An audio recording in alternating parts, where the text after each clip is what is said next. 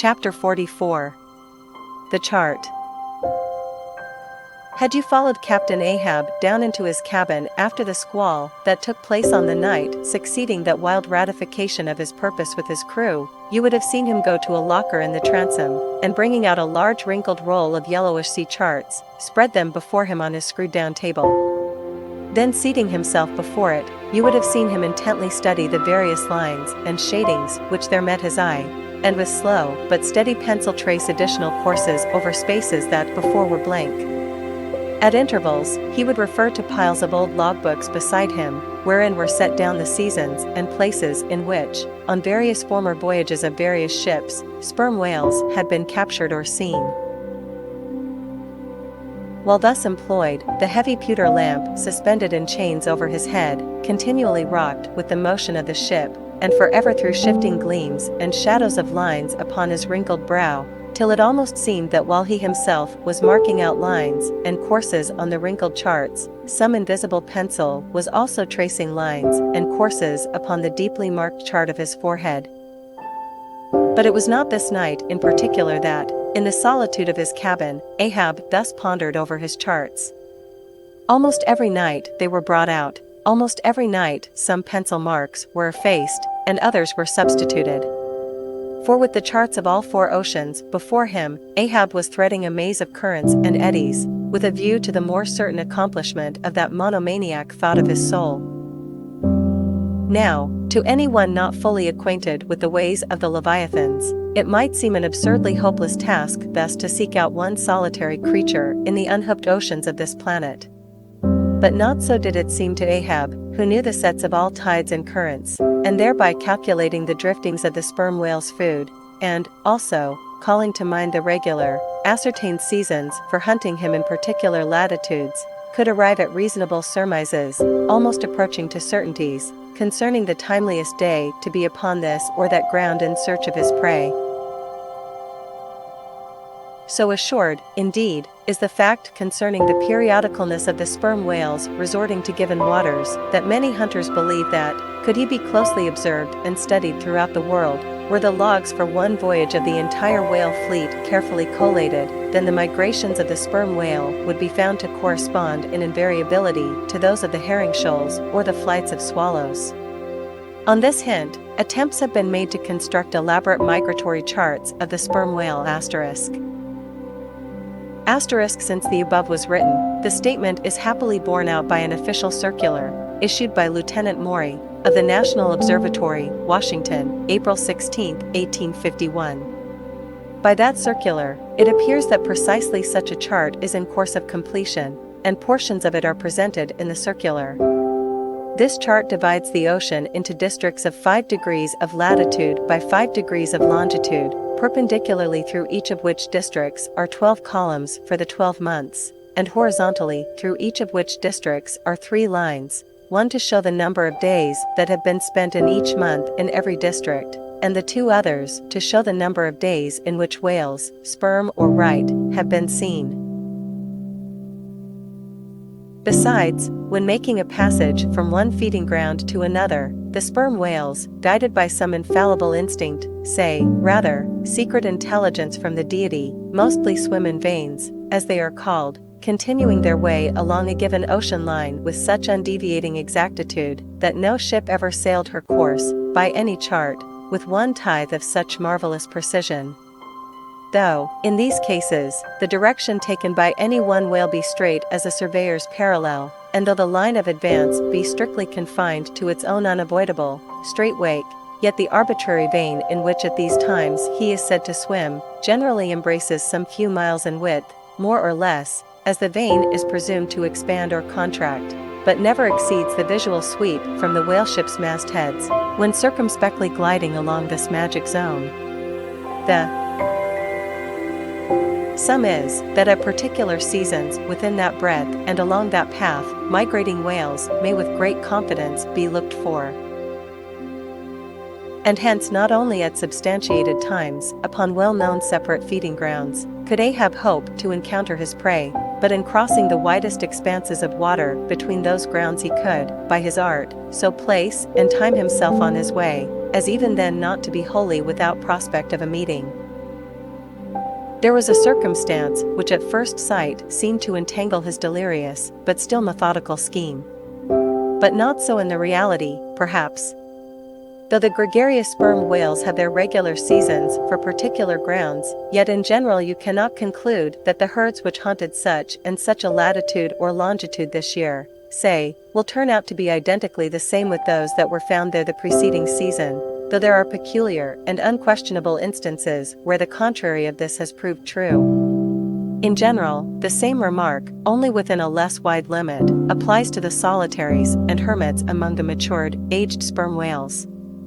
So that though Moby-Dick had in a former year been seen, for example, on what is called the Seychelles ground in the Indian Ocean, or Volcano Bay on the Japanese coast, yet it did not follow that,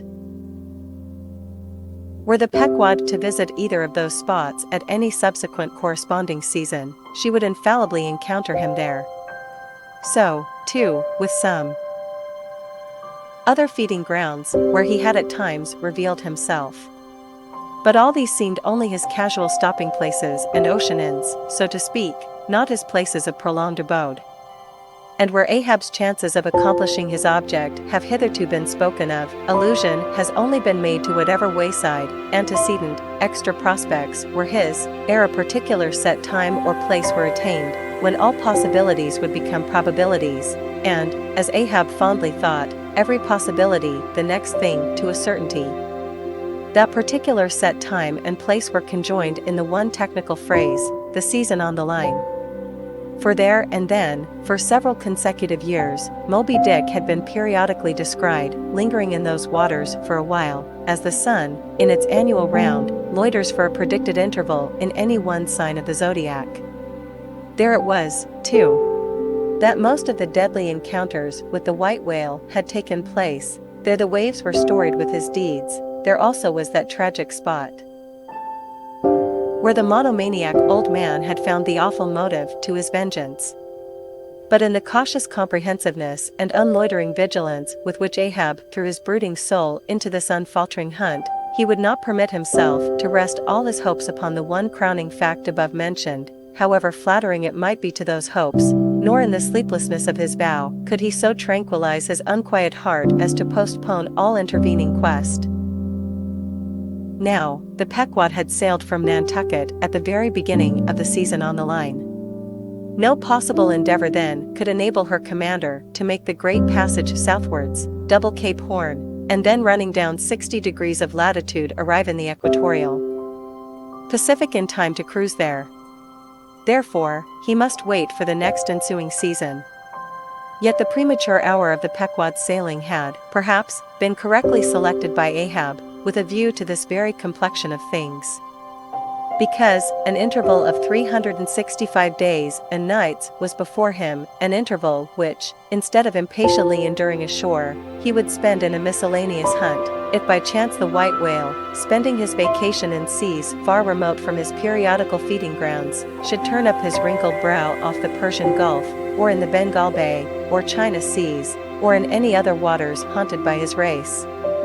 So that monsoons, pampas, nor'westers, harmattans, trades, any wind but the Levanter and Simoon might blow Moby-Dick into the devious zigzag world circle of the Pequod's circumnavigating wake.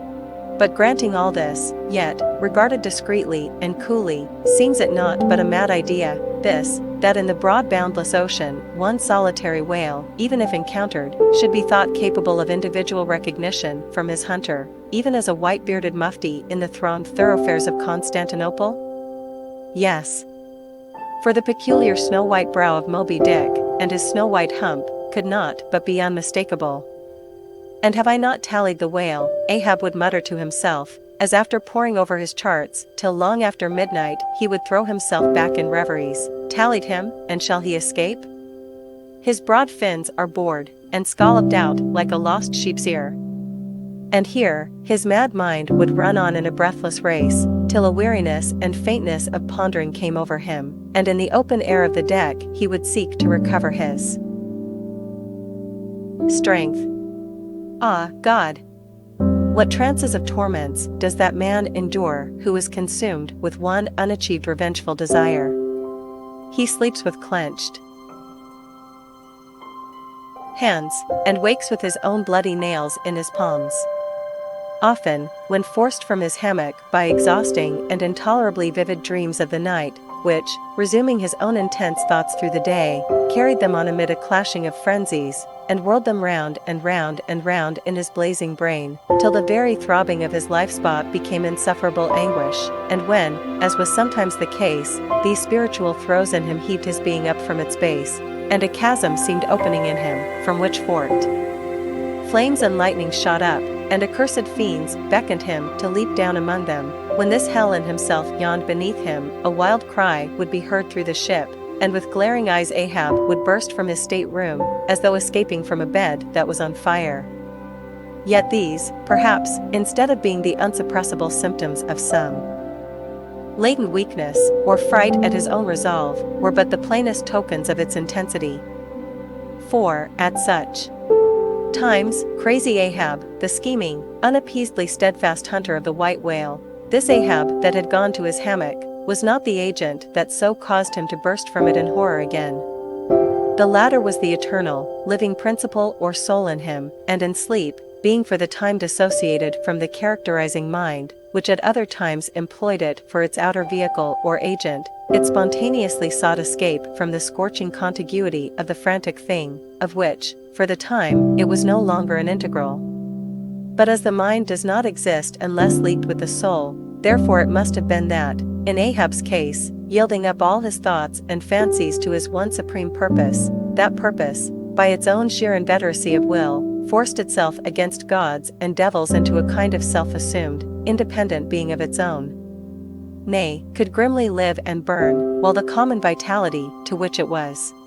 conjoined, fled horror-stricken from the unbidden and unfathered birth. Therefore, the tormented spirit that glared out of bodily eyes, when what seemed Ahab rushed from his room, was for the time but a vacated thing, a formless somnambulistic being, a ray of living light, to be sure, but without an object to color, and therefore a blankness in itself. God help thee, old man, thy thoughts have created a creature in thee, and he whose intense thinking thus makes him a Prometheus, a vulture feeds upon that heart forever, that vulture the very creature he creates.